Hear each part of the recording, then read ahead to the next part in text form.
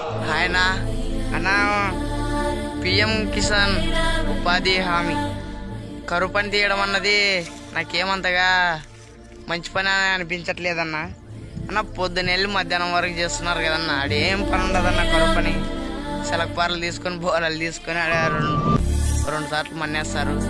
అదే కరువు పని కింద రైతుల పొలాల్లో వచ్చి పొద్దున మార్నింగ్ నుండి మధ్యాహ్నం 12 గంటల వరకు అయినా కానీ ఒక స్కీమ్ అన్న రైతు పొలాల్లో ఒక ఊరికి 10 గ్రూపులు లెక్క ఒక్కో గ్రూప్ ఒక రైతుకి వెళ్ళి ఈరోజు కలుపులు తీయాలి, ఈరోజు కంకి కోయాలి, ఈరోజు విత్తనాలు వేయాలి, నాట్లు వేయాలి అనే స్కీమ్ పెట్టినారనుకో రైతులు చాలా ఉపయోగపడుతుందన్న.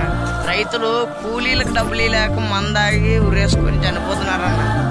ఒకప్పుడు రైతే రాజన్నారన్న, కానీ అలాంటి రైతు కూలీలకు డబ్బులు లేకున్నాడన్న. వానలు వచ్చిందిలే ఏం లేదన్న, కరువు పని గుంతలు చేస్తున్నారు.